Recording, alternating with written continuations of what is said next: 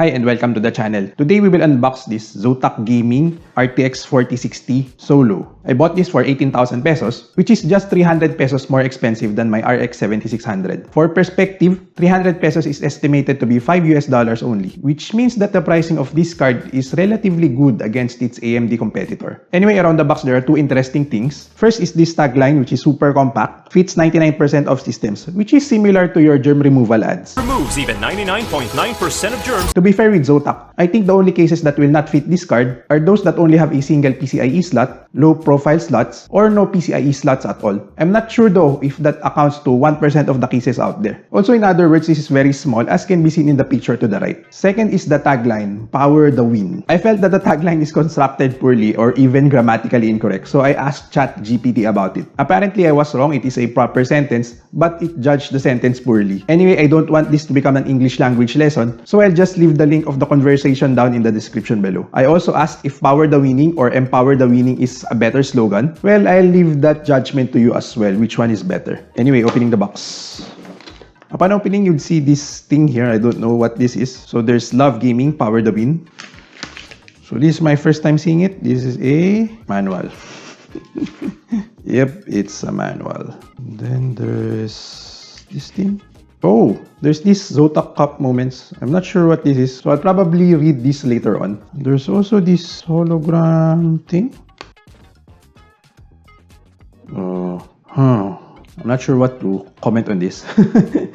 But yeah, there's this thing. Anyway, I don't see the point why they need to put these things in this case. They can just put it loosely. Anyway, it's their call, not mine. So here's the GPU itself. And as you can see, this is secured by the carton only. There are no foams nor padding. Very budget friendly. So this is the GPU itself. As can be seen, this only has one fan, thus the Solo branding. Based on testing, this has no fan stop as well. It has covers for the PCIe connector and the output ports as well.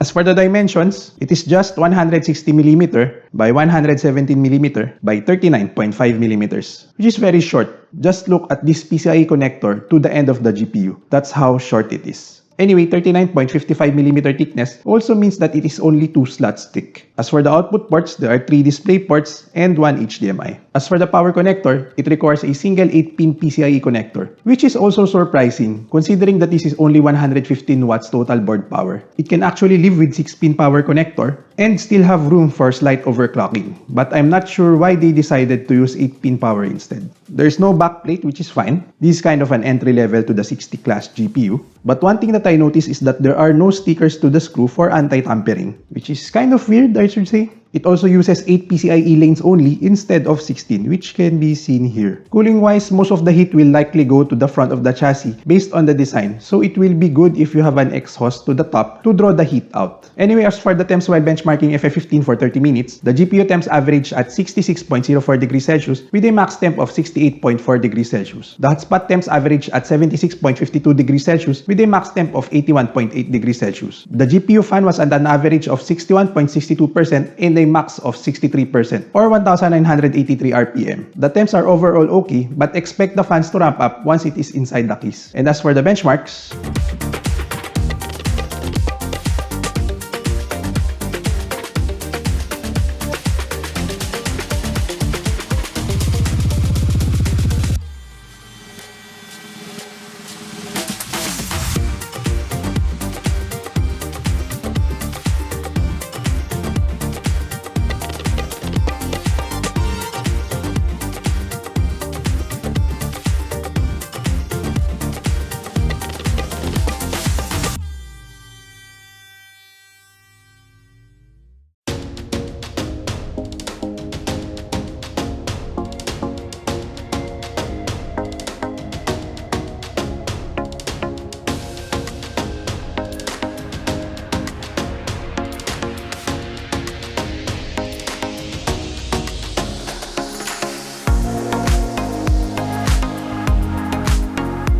For the charts, I initially wanted to add the RTX 2060 Super, but I didn't. Also, initially, the review should be out by mid-September, but 7800 XT will be on sale on September 6, so it's probably worth a cover in this channel since that is the most interesting card in this generation. Anyway, the RTX 4060 has a negligible margin of difference against the 7600 in both 1080p and 1440p. At 4K, that is where the 4060 left 7600 behind by 12% average difference. As against the RTX 3060, it is mildly interesting since as the resolution gets higher, the gap gets shorter. Maybe thanks to the 12GB VRAM? Though at 4K for AAA games, these cards are just not for it. For CSGO maybe. My pet peeve however is that this is just a few percent improvement against the previous Gen 60 class card. And it goes without saying that it didn't meet expectation that it can match the previous Gen 70 class card as well.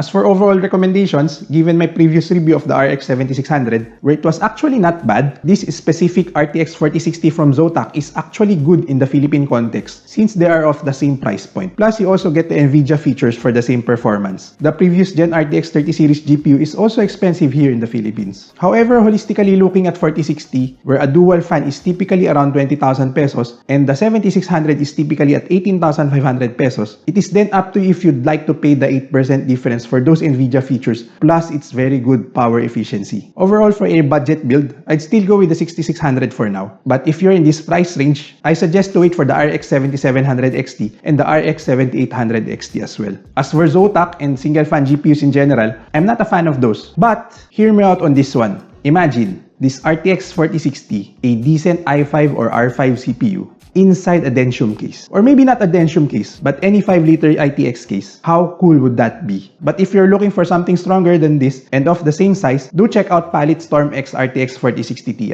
It's another interesting card, but I think it's too hot for a single fan and I also don't have the budget to test that. So yeah, let's leave that until I'm already earning enough from this YouTube thing. If you're looking for a cuter one, I suggest waiting for Yeston's RTX 4060 Cute Pet to be available in our regions. Now for me, that's interesting. Anyway, that's it for this video. Do let me know in the comments down below on what you think of this GPU. Thanks for watching. Do like or dislike and subscribe for more unboxing, SFF build, and benchmarks. Bye! So while I'm doing this B-roll, I noticed that it doesn't stand. On this side, oh, this side it stands. It's good.